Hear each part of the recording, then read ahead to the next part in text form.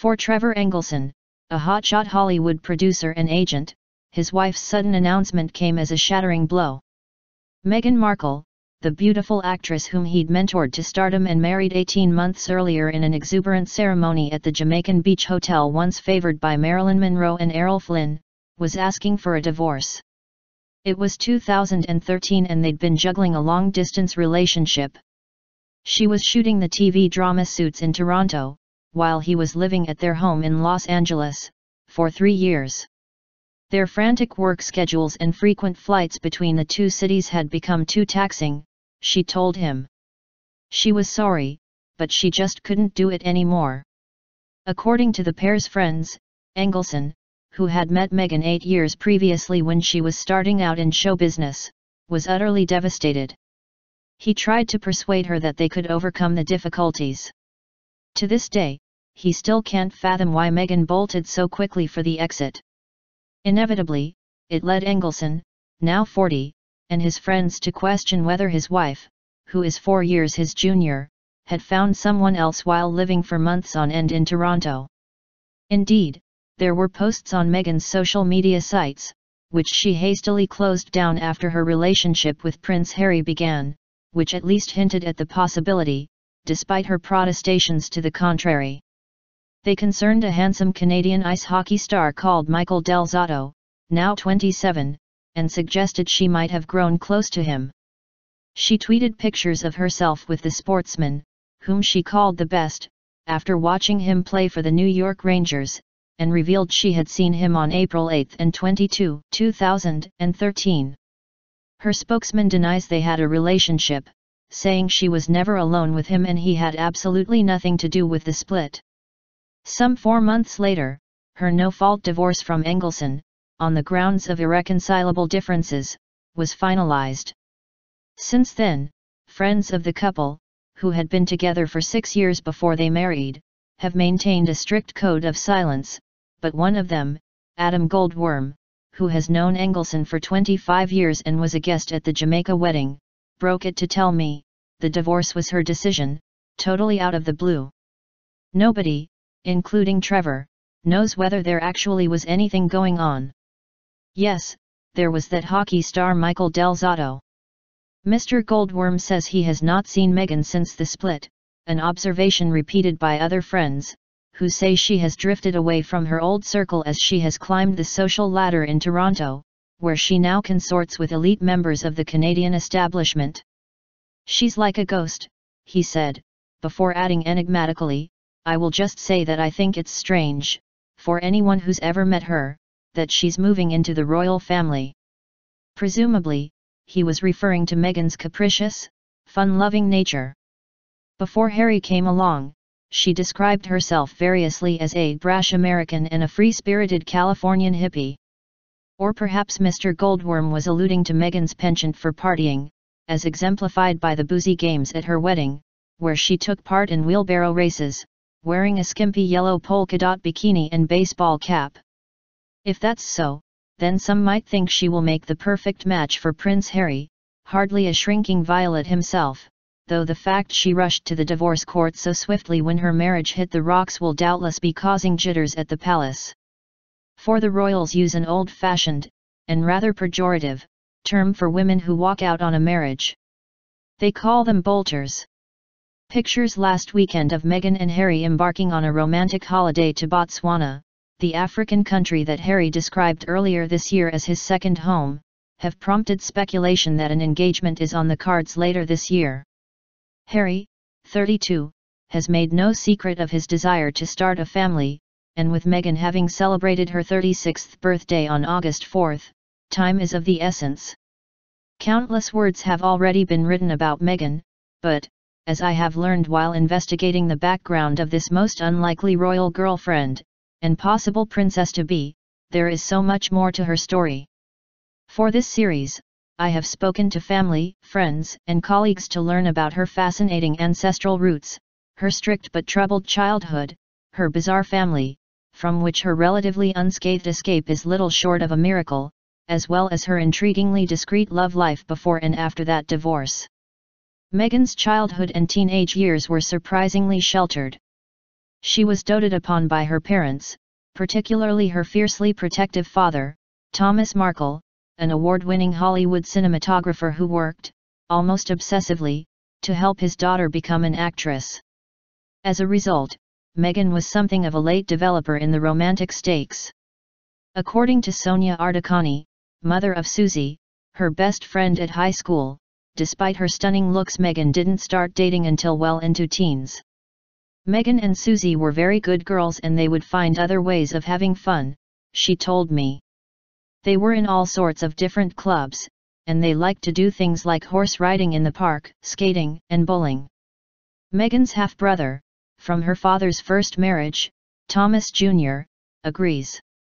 I'm sure a lot of boys were running after Meghan, because she was very pretty, but they'd have to get past Dad first, and that wasn't easy, he told me with a smile. He is 6'3" and was pretty strong in those days.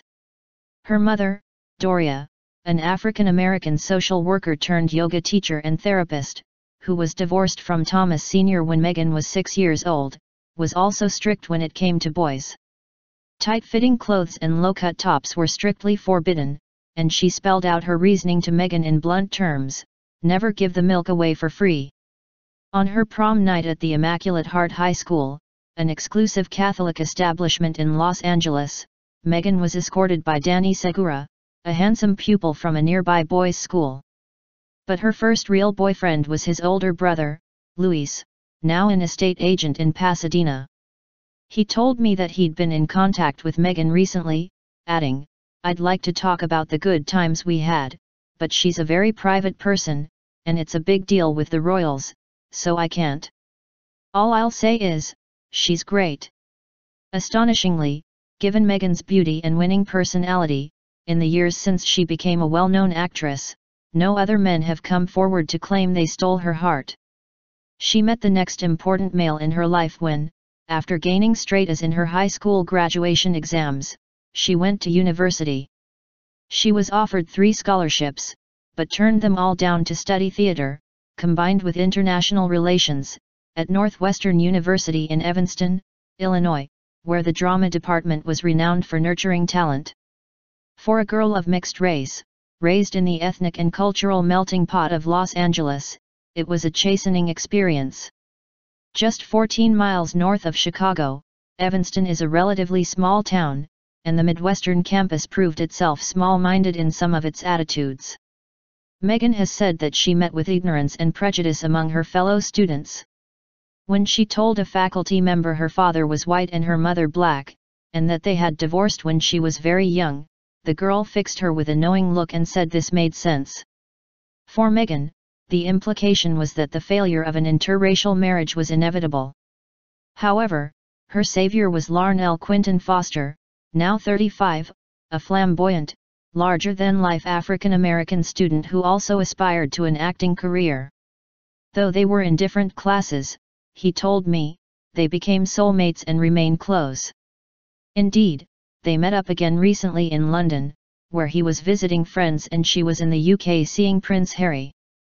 Meghan and Larnell became constant companions, but theirs was not the conventional campus friendship, of spending time in each other's rooms or at bars. He lived locally with his parents, who were both pastors, and she would have meals with his family at weekends and attend services at their church. They also enjoyed cooking exotic meals together. Indian dishes were Meghan's speciality, watching avant-garde theatre shows, and just hanging out. "We were very social, put it that way," he said, laughing. "We were always doing different things, having fun. She was ambitious to be an actress, but we didn't want to be in rehearsals all day like a lot of the others. We would much rather watch a show than be in one." Asked to describe Meghan's character in those days, Larnell, now a professor of drama, says she was very kind, very genuine, someone who cares deeply about her family, her friends, and the world. He adds, she was also very quirky, and always smiling. "I never saw her mad." His parents also adored Meghan, particularly his mother, who clearly hoped they might one day settle down together. What Larnell had not told her, or indeed anyone else at that stage, was that he was gay, so could never countenance marrying Meghan, much as he adored her. Was Meghan aware that he was gay? I'm pretty sure she was. But I didn't tell her outright because I wasn't ready then. The straight guys would have died to be in my position. They'd say, "How do you go out with her?" And I would say, "Because I'm not trying anything." After graduating from university, eager to broaden her horizons and to learn Spanish, Meghan spent several months as an intern at the U.S. Embassy in Buenos Aires. Already a committed feminist, with a strong social conscience, at that point she was unsure whether or not she wanted a career in the shallow, chauvinistic Hollywood entertainment industry. If anything, she was thinking then that she might become a producer.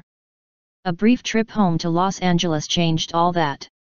Meghan attended a party where she fell under the admiring gaze of an acting agency manager.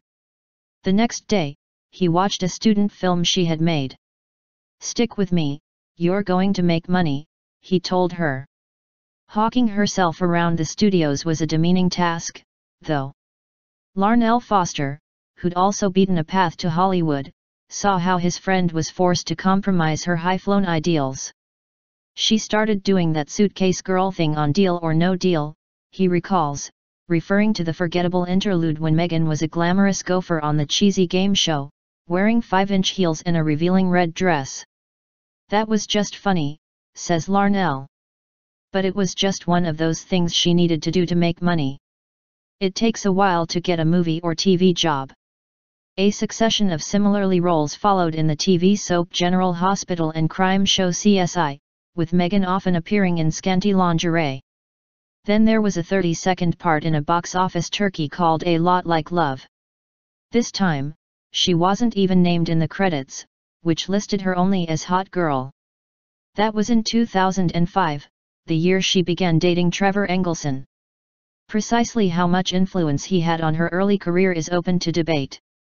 However, as he was already making his name in Hollywood, he must have used his influence to help her progress. With his sandy hair and square jaw, in his younger days Engelson did not look unlike Prince Harry. But their personalities and, of course, their backgrounds are light years apart. The son of a wealthy, Jewish orthodontist from Great Neck, an uber-affluent town in Long Island, Engelson is a brash, go-getting New Yorker. Last year, in a podcast interview, Engelson, whose company has produced movies starring Bradley Cooper, Sandra Bullock and the late Robin Williams, and represents Trainspotting writer Irvine Welsh, described how he hustled his way to success. Having started out as a lowly production assistant, he was so impressed by his boss's cushy lifestyle that he set out to emulate them, he said in the highly revealing, expletive-ridden interview. "They were great at what they did, but they didn't look like they were working that hard and they were making a bunch of money, and they had the cutest girls on set," he rasped. "I was like, I want to do that. That looks a good job." Engelson soon moved on to work for a major literary agent, but then his prospects suffered a major blow. He was fired, he admits, for using his employer's letter-headed notepaper to pitch his own ideas. It might have finished Lesser Men, yet at just 24 he set up a company called Underground Films and began signing writers. His thirst for success was, and remains, unquenchable. Even while taking his morning steam shower, he claims, he sits and pores over polythene-covered film and TV scripts, reading several at a time and marking them with a waterproof pen. During a conversation in a London pub with Piers Morgan last year, before her relationship with Harry became known, Meghan inadvertently revealed how greatly Engelson had influenced her.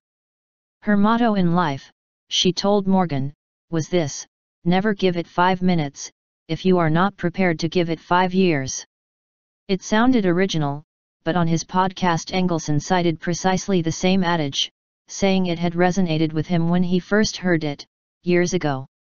Meghan eventually moved in with Engelson, sharing the tiny, yellow bungalow with a postage stamp garden, just off Sunset Boulevard, where he still resides. Had she remained a bit-part actress, they might still be living there together. But in 2010, the year they got engaged, Meghan auditioned to play the role of Rachel Zane, a sophisticated, sexy New York legal assistant, in a new cable network series, Suits. She landed the part. Having struggled for recognition for almost a decade, she was understandably thrilled. Engelson appeared to share her delight, hailing the success of his badass fiancée on Facebook. But then she jetted off to Toronto to film where, after the TV series was successfully launched, she suddenly became a big fish in what was a relative show business backwater. For Meghan, it was intoxicating. She found herself mingling not only with any A-list celebrities who were in town, but with politicians eager to be associated with her fame and allure. Canadian magazines featured her on the cover, and published her views on racism, women's rights, and other causes she'd become involved with. Swept up by this seductive new world, no wonder the prospect of a 5-hour flight back to Trevor and their little yellow bungalow in LA seems to have lost its appeal. Meanwhile, other powerful and attractive men were clamoring around her. Among them was Britain's most eligible bachelor.